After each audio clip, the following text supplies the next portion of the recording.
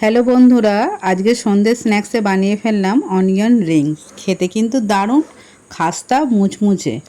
বাড়িতে কোনো গেস্ট এলে বা সন্ধেবেলা বানিয়ে খাবেন, দারুণ লাগবে।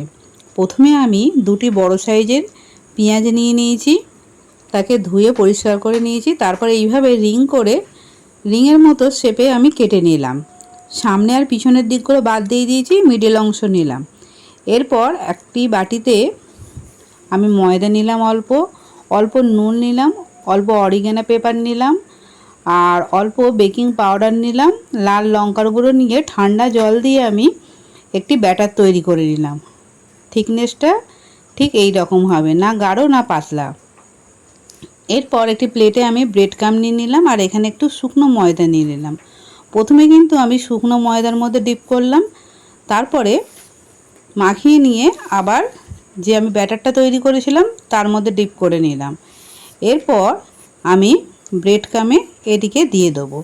ভালো করে যেন গায়ে লেগে যায় সেইভাবে লাগিয়ে দিলাম, আর হাত দিয়ে ঝরিয়েও নিলাম, দিয়ে একটি প্লেটে রেখে দিলাম। দেখুন আমার এতগুলো হয়েছে। এরপর গ্যাসেতে তেল বসিয়ে দিলাম প্যানেতে। গরম হলেই গ্যাসের ফ্লেম লোতে রেখে বেশ ভাজা ভাজা এরকম ব্রাউন কালারের হলেই নামিয়ে নেবেন। দেখুন কতটা খাস্তা মুচমুচে হয়েছে, করে দেখবেন, দারুণ লাগবে। Thank you.